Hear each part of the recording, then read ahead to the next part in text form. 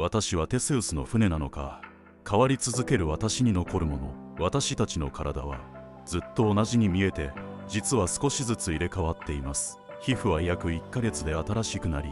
血液は4ヶ月ほどで作り直されます。骨も10年くらい経つとほとんど全てが新しくなります。つまり10年前の自分と今の自分では体の中身がほとんど別物になっているということです。でも多くの人は私は変わっていないと思っているはずです。例えば自分の名前はずっと同じですし、昔の思い出も心の中に残っています。昔好きだったアニメや音楽を今も覚えている人もいるでしょう。だから私はあの時の自分と同じだと信じている人が多いのです。でも体が全て入れ替わっても本当に同じ自分だと言い切れるのでしょうか。このことを考えるときによく例えに使われるのがテセウスの船という話です。これはギリシャ神話に出てくるテセウスという人物の乗っていた船の話です。その船は長い時間をかけて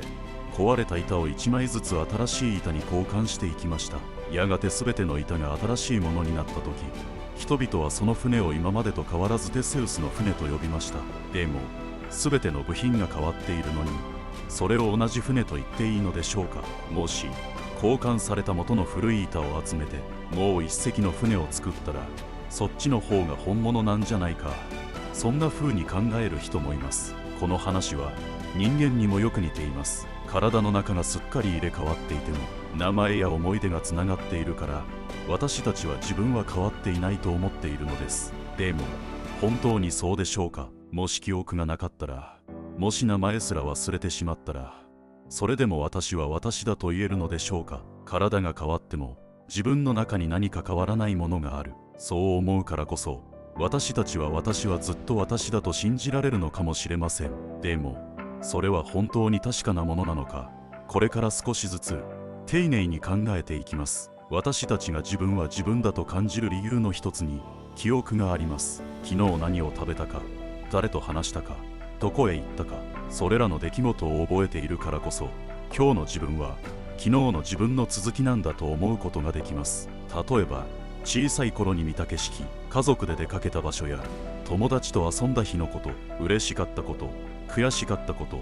悲しかったこと、そういった記憶が積み重なって私たちはこれは私の人生だと感じているのです。しかし記憶はとても不思議なものです。全てを正しくきれいに覚えているわけではありません。昔のことを思い出そうとした時、なんとなくこんな気がするというふうにはっきりしない形で思い出すこともあります。あるいは誰かから聞かされた話を自分が体験したかのように覚えてしまうこともあります。気づかないうちに記憶が少しずつ書き換わっていることもあるのです。それでも記憶は確かに自分らしさを支える大事な土台です。人は一つの出来事を思い出すとき、そこにあった感情や考え方も一緒に蘇らせています。その時何を思い、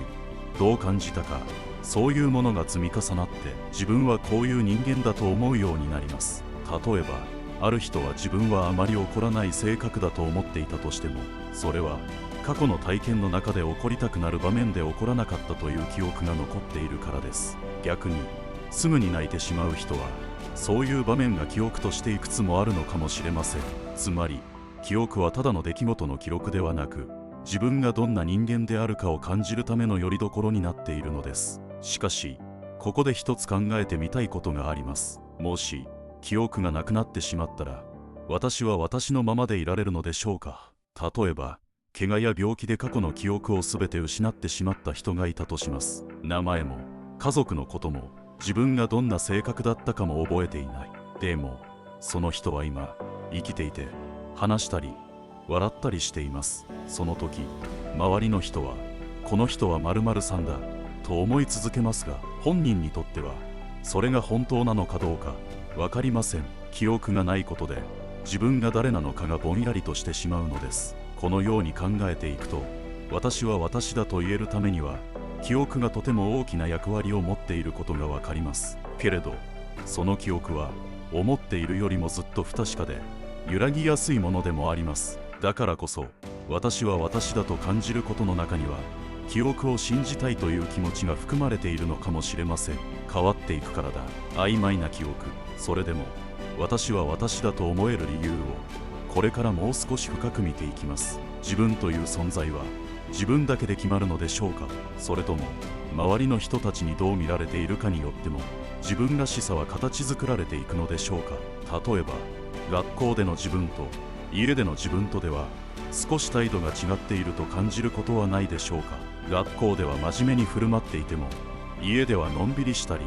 ちょっと気を抜いていたり、友達の前では明るく振る舞うけれど一人の時は静か。そんな風に場所や相手によって自然と振る舞いが変わっていることは多いはずです。でもそれは本当の自分ではないということでしょうか。いいえ、そうではありません。それらは全てその人の一部です。自分で気づいていないだけで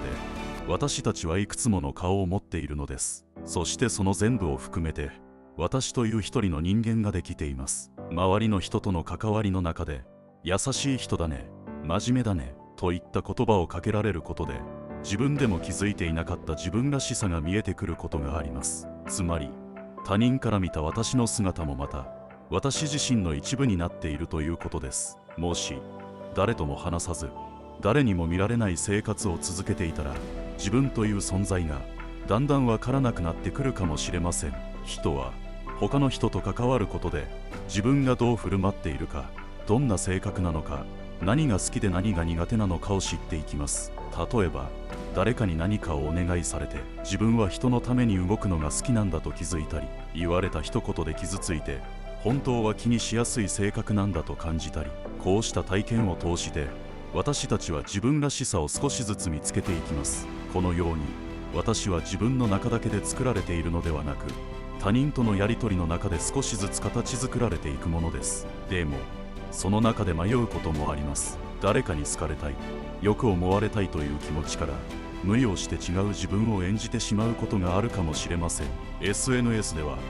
明るくて元気な自分だけを見せようとすることもあります。でもそういう一面も嘘ではなく自分の一部なのです。ただあまりにも本当の気持ちから離れてしまうとだんだんと自分がわからなくなってしまうこともあります。だからこそ自分がどんな人間なのかを知るためには他人の言葉を受け止めながらも自分の気持ちにも目を向けることが大切です。周りの人の中で自分を見つけていく、そして自分の中にもゆっくりと目を向けていく。そうすることで少しずつこれが自分だと思えるものが心の中に積み重なっていくのだと思います。記憶は自分が自分だと感じるための大きな手がかりです。過去に何があったのか、どんなことを考えて何を感じたのか、そうした記憶があるからこそ私たちはこれは自分の人生だと思えます。でもその大切な記憶は実はとても曖昧で揺れやすいものでもあります。例えば昔のことを思い出すとき、実際に起きたこととは少し違って覚えていたり、誰かに言われた話を自分が体験したかのように思い込んでいたりすることがあります。記憶はまるでノートのように正確に記録されているわけではありません。心の中で何度も思い出すうちに少しずつ変化していくこともあるのです。ある研究では存在しなかった出来事について何度も話をさせると本当にあったことだと信じ込んでしまう人もいることが分かっています。このように人の記憶は思っているよりも簡単に書き換えられてしまうことがあります。でもそれでも私たちはその記憶を自分のものだと感じています。たとえ少し違っていたとしてもそれは自分の思い出であり自分らしさを作る大事な一部だと信じているのです。ここでもう一つ考えてみたいことがあります。もし自分の記憶を全て他の誰かにコピーすることができたらその人は自分になるのでしょうか。例えば見た目や声、話し方だけでなくこれまでの思い出や考え方までそっくりな存在がどこかに作られたとします。その存在は自分と全く同じ記憶を持っていて自分が経験してきたことも知っていて自分と同じように話し動きます。それでもそのもう一人の私は本当に私なのでしょうか。面白いのはそのコピーが生まれた瞬間は同じだったとしても次の1秒から2人は違う時間を歩み始めるということです。少しずつ別の経験をして別の感情を持ってやがて別の人間になっていきます。つまり今の私をそっくりそのままコピーすることはできたとしても時間の中で生きていく限り完全に同じ存在にはなれないということです。これは自分が自分である理由がどんな経験をしてきたかだけでなく今この瞬間をどう生きているかにあることを意味しています。過去の記憶も大切です。でもそれだけでは足りない。今目の前にある世界を感じて考えて動いているこの私が他の誰とも同じではない、たった一人の私なのです。だからたとえ記憶が似ていたとしても私と誰かは決して入れ替わることはありません。これまで体が変わっても記憶が曖昧でも私たちは私は私だと信じて生きていることを見てきました。ではその自分であるという感覚はどこから来るのでしょうか。それを確かめるために今度は時間のことを考えてみましょう。人は過去を思い出すことができます。そして未来のことを想像することもできます。でも実際に自分がいると感じられるのは過去でも未来でもなく今この瞬間だけです。例えば5分前の自分のことを思い出すことはできますが、その時の感覚や考えていたことをもう一度全く同じように感じることはできません。5分後の自分が何を考えているかも正確には分かりません。つまり私はここにいると言えるのは今だけにしか当てはまらない感覚なのです。この今を生きているという感覚は他の誰にもコピーすることができません。どれだけ記憶がそっくりでもどれだけ体が同じでも今ここにいて考えている自分はたった一人だけです。これは目に見えるものではありません。でもはっきりと感じられるものです。人と話している時、風が吹いた時、心が動いた時、それは紛れもなく今の自分がそこにいるという証拠です。その感覚がある限り私たちは私は私だと思えるのかもしれません。逆に言えばこの感覚がなくなってしまうと自分が自分であるという実感も揺れてしまいます。例えば長く眠っていて時間の流れがわからなくなった時、あるいは強いストレスや混乱で自分がどこにいるのか何をしているのかがわからなくなった時、そんな時自分が自分であるという感覚が急に遠くへ行ってしまうことがあります。それだけ今を生きているという実感は私たちにとって大切なものなのです。私たちは毎秒新しい時間の中にいます。止まることなく流れていく時間の中で自分の考えや気持ちを動かしながら少しずつ前へ進んでいます。過去はもう取り戻せません。未来もまだ見えません。でも今ここにいると思えることだけは確かに自分の中にある感覚です。だからこそたとえ体が変わっても記憶が揺れても今この瞬間を生きている私がいる限り私は私だと信じることができるのだと思います。これまで私たちは自分らしさについていくつかの面から考えてきました。体は少しずつ入れ替わり、記憶は曖昧で他人の目も影響を与え、そして今この瞬間しか自分を感じられない。ではこうした全てのことを踏まえて私は一体どこにいるのかという問いを改めて見てみましょう。まず体は目に見える自分として毎日を生きるために欠かせないものです。でも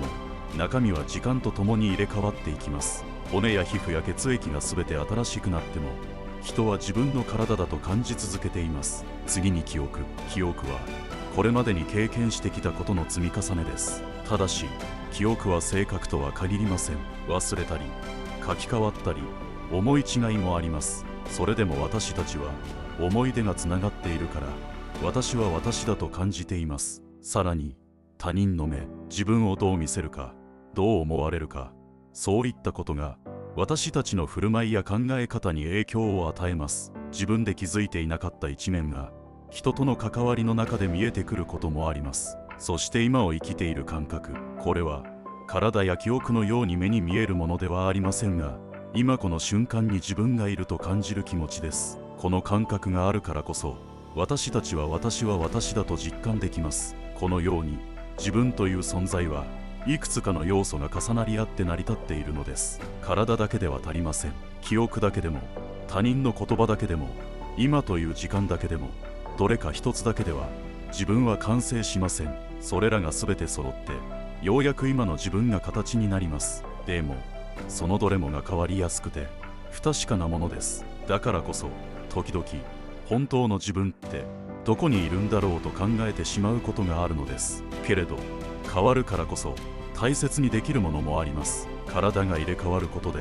健康に気をつけることの大切さを知ります。記憶が揺れるからこそ大事な思い出を心にしまっておこうとします。他人の目があるからこそ人との関係を大事にしようとします。今を生きているからこそ今日の時間をちゃんと感じようとします。つまり私はどこにいるのかという問いにはっきりとした答えはないかもしれません。でも私は確かにここにいると感じられる瞬間がある。その感覚を自分の中にしっかり持っていることが私らしさを作っているのだと思います。私は本物の私なのか、そんな風に考えたことがある人は多くないかもしれません。でもこれまで見てきたように私たちの体は少しずつ変わり、記憶は曖昧になり、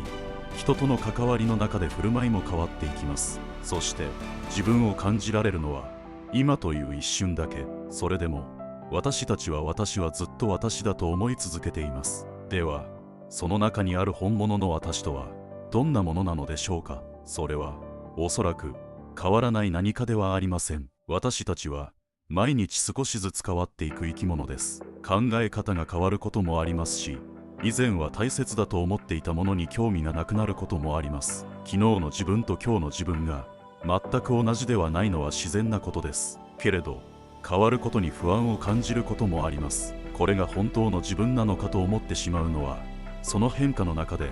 何か軸になるものを探しているからかもしれません。じゃあその軸とは何か。それはきっと自分でありたいと思い続ける気持ちなのではないでしょうか。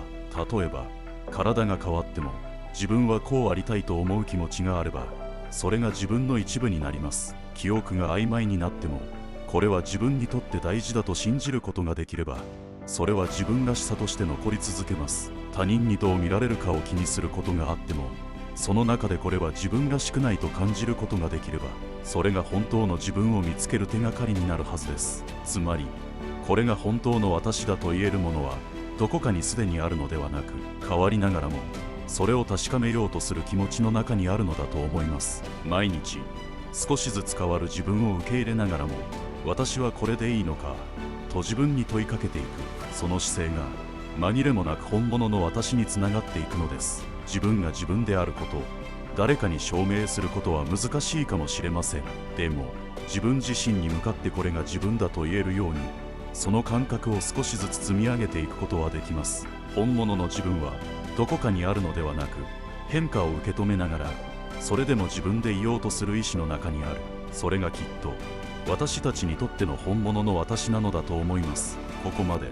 私たちは私は私でいられるのかという問いをいくつかの角度から見てきました。体は時間とともに入れ替わっていきます。記憶は曖昧で書き換えられることもあります。周りの人の目は自分の振る舞いや考え方に影響を与えます。そして今という一瞬だけが自分の存在を実感できる場所です。どの要素も不確かで